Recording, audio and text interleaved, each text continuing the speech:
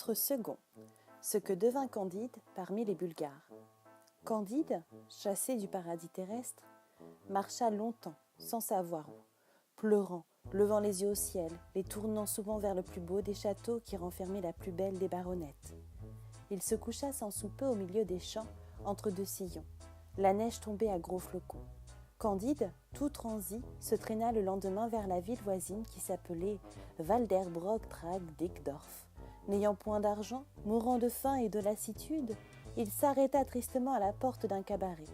Deux hommes habillés de bleu le remarquèrent.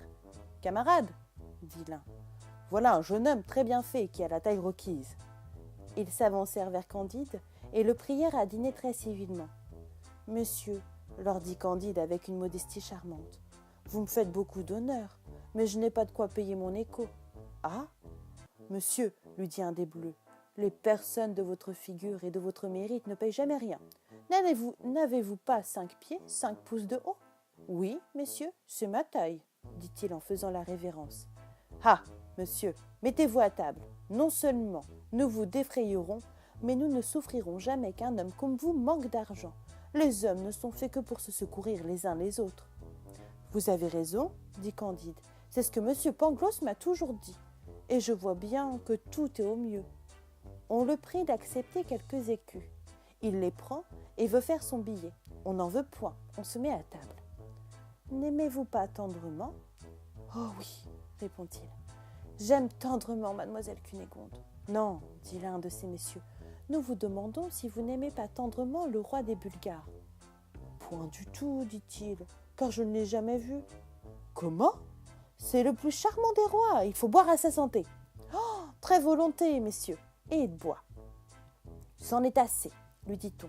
Vous voilà l'appui, le soutien, le défenseur, le héros des Bulgares. Votre fortune est faite et votre gloire est assurée. » On lui met sur le champ les fers aux pieds et on le mène au régiment. On le fait tourner à droite, à gauche, hausser la baguette, remettre la baguette, coucher en joue, tirer, doubler le pas et on lui donne 30 coups de bâton. Le lendemain, il fait l'exercice un peu moins mal et il ne reçoit que 20 coups. Le surlendemain, on ne lui en donne que 10 et il est regardé par ses camarades comme un prodige. Candide, tout stupéfait, ne démêlait pas encore trop bien comment il était un héros. Il s'avisa un beau jour de printemps de s'aller promener. Marchant droit devant lui, croyant que c'était un privilège de l'espèce humaine, comme de l'espèce animale, de se servir de ses 2 jambes à son plaisir, il n'eut pas fait 2 lieues que voilà 4 autres héros de 6 pieds qui l'atteignent, qui le lient, qui le mènent dans un cachot. On lui demande juridiquement ce qu'il aimait le mieux, d'être fustigé 36 fois par tous les régiments ou de recevoir à la fois 12 balles de plomb dans la cervelle. Il eut beau dire que les volontés sont libres et qu'il ne voulait ni l'un ni l'autre, il fallut faire un choix. Il se détermina, en vertu du don de Dieu qu'on nomme liberté, à passer 36 fois par les baguettes. Il essuya 2 promenades. Le régiment était composé de 2000 hommes. Cela lui composa 4000 coups de baguette qui, depuis la nuque du cou jusqu'au cul, lui découvrirent les muscles et les nerfs. Comme on allait procéder à la 3e course, Candide n'en pouvant plus, demanda en grâce qu'on voulût bien avoir la bonté de lui casser la tête. Il obtint cette faveur. On lui bande les yeux, on le fait mettre à genoux.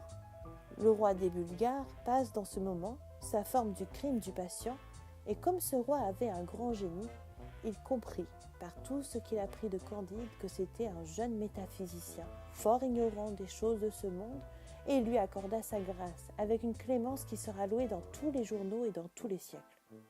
Un brave chirurgien guérit Candide, en 3 semaines, avec les émollients enseignés par Discoride. Il avait déjà un peu de peau et pouvait marcher, quand le roi des Bulgares livra bataille au roi des Abares.